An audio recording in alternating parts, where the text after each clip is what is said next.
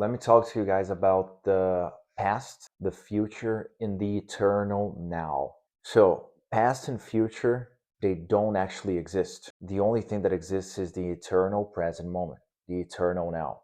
Now, you may think that past and future exist because past and future are actually a very useful evolutionary technology that we've developed through time. So inherently, past and future are useful, but they're useful only to keep you alive. They're only useful for survival purposes. They don't deepen your relationship with the present moment. They don't actually connect you to the only thing that you have, which is the infinite and eternal moment that you're experiencing right now. They actually disconnect you from it, right? The past, when you're working with your memory, it's doing its job, that is to keep you alive in the sense of predicting what's going to happen based on the past, and the future with your imagination, trying to show you what the worst case scenarios may be. If you have an undisciplined imagination, it's going to be showing you the worst case scenarios of where you shouldn't go. Again, two very important survival technologies, uh, adaptive evolutionary technologies, right? Abilities that we have developed naturally. So the past deals with the memory, and the future deals with your imagination. But both of them disconnect you from the only thing that is actually going on, which is the eternal moment of the now, the eternal now, the eternal creative now, right? So the past and the future, they have no inherent creative potential, no creative drive. There's no creativity involved, right? Um, so your position, as far as your experience, your position remains stationary because you disconnect from the now, right? You become lost in your own mind. You become lost. Some people become lost. Some people, they spend most of the day lost in one of these two mental faculties, memory and imagination, right? And there's nothing like the eternal now. Nothing. Okay? Of course, your imagination and your memory can also be used positively. Okay? You guys know that here in this channel, I'm all about using everything in your favor. Correct? But again, there's a certain hierarchy. There's a certain hierarchy. The eternal now is all there is. From the eternal now, past memory may emerge if you engage to it, and you can think of good memories as well. Yet we know that's not most of the times the case. Here we're talking about memory in the sense of somebody getting lost in thought negatively, right? In memories of the past, in past limitations, past identities that keep you stuck, right? That's where we act. That's what we're actually talking about. Imagination, same thing. You can imagine only delightful moods and scenarios, right? And imagery, um, and that is called a disciplined imagination, correct? However, this is not what we're talking about right now. We're talking about these two aspects in a limiting way, right? So past and future create no relationship with the moment which you live in. The eternal now is the only property that does that.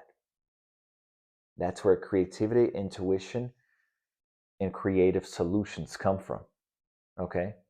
If you if you ever enjoyed a moment, if you ever felt in flow, if you ever felt secure, that happened in the eternal now. It never happened in the past nor in the future.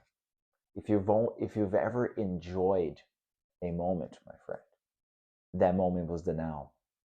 You were living in the now. You were immersed in it. If you've ever felt grateful, you're immersed in it, in the present moment, in the now, right? So greater ideas come in a moment of security. Whenever you felt enjoyment, security, love, gratitude, you are living in the now. You are not predicting nor anticipating, right? And that's another aspect of imagination and memory that we could use at times in our favor, okay? Which we actually bring those to the eternal now. We bring positive aspects of it into the now. You can call that visualization. Depends on where how you're gonna look at it, but you can bring a perfect imagery into the now, and you can use these two in your favor. Imagining beautiful things for you, and your body will also gonna feel it. Okay, it's gonna respond to that uh, those favorable positive images as well. But we got to respect the hierarchy, right? The first thing that actually exists and the only thing that actually exists and that everything emerges from is existence itself, right? So I wrote a couple things here, just a couple notes. um, in the present moment, something that exists is the quality of thriving, which is transcending and experiencing life more deeply and more richly. That's when you're immersed in the eternal now. So thriving is when you're able to sustain yourself in the eternal present moment. Then you're thriving, right? The more you learn to live in the eternal now, the more you feel liberation.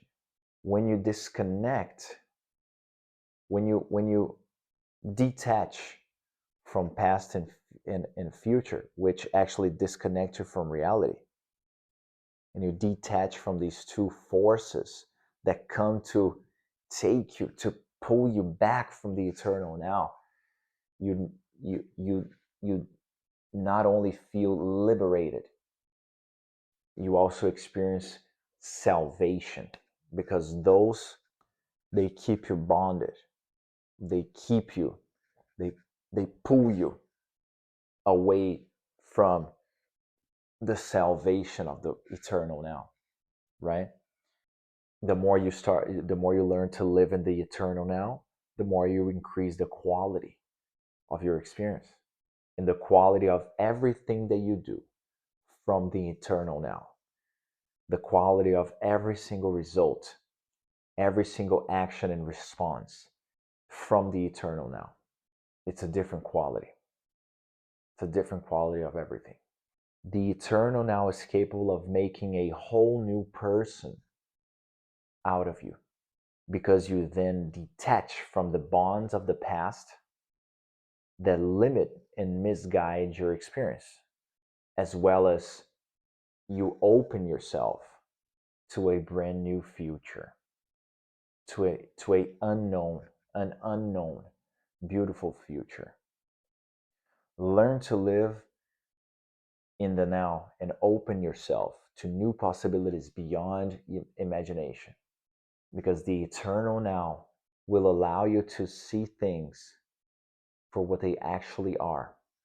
The eternal now is the pathway from which you sense, tap into, and feel with every fiber of your being the very substance from which existence is made of.